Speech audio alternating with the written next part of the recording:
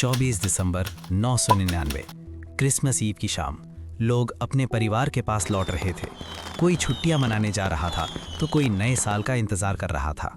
लेकिन किसी को नहीं पता था कि कुछ ही मिनटों में एक फ्लाइट भारत के इतिहास की सबसे डरावनी घटना बन जाएगी। इंडियन एयरलाइंस की फ्लाइट IC 814 नेपाल के काठमांडू से दिल्ली के लिए उड़ान भरती थी। सब कुछ बिल्कुल सामान्य था, लेकिन अचानक कुछ नकाबपोश लोग खड़े होते हैं। उनके हाथ में बंदूकें और ग्रेनेड थे, और उसी पल ये एक आम सफर नहीं बल्कि एक खौफनाक हाईजैक बन जाता है।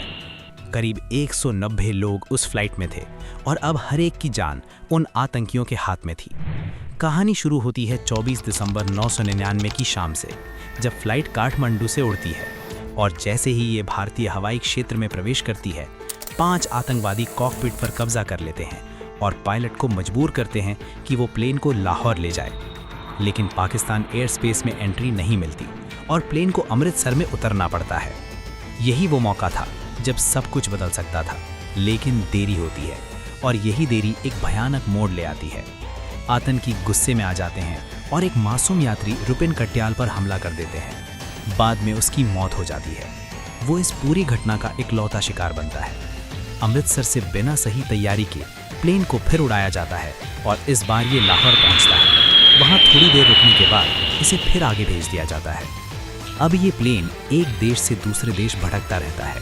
पहले लाहौर, फिर दुबई और आखिर में अफगानिस्तान के कंधार में उतरता है। दुबई में कुछ यात्रियों को छोड़ दिया जाता है, जिनमें महिलाएं, बच्चे और घायल लोग शामिल थे, और वहीं पर रुपिन कट्याल का शव भी सौंप दिया जाता है।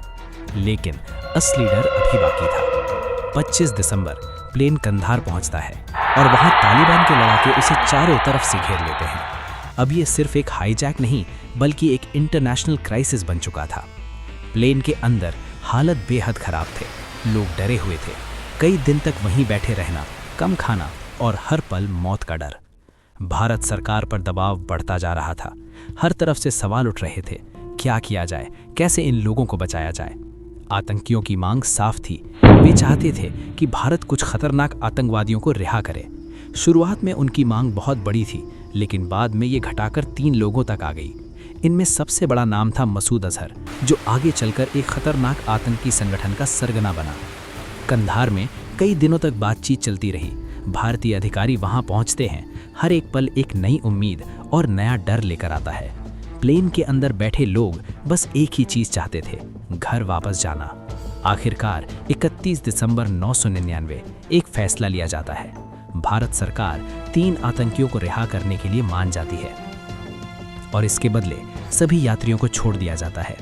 करीब 1 हफ्ते तक चला एक खौफनाक सफर आखिर खत्म होता है। लोग वापस अपने घर लौटते हैं, लेकिन इस घटना ने पूरे देश को हिलाकर रख दिया। ये सिर्फ एक हाईजैक नहीं था, ये एक सबक था कि आतंकवाद कितना खतरनाक हो सकता है और एक छोटी सी चूक कितनी बड़ी कीमत बन सकती है। आज भी IC 814 की ये घटना भारत के इतिहास में एक काले अध्याय की तरह दर्ज है, और शायद उन यात्रियों के लिए वो एक हफ्ता कभी खत्म नहीं हुआ।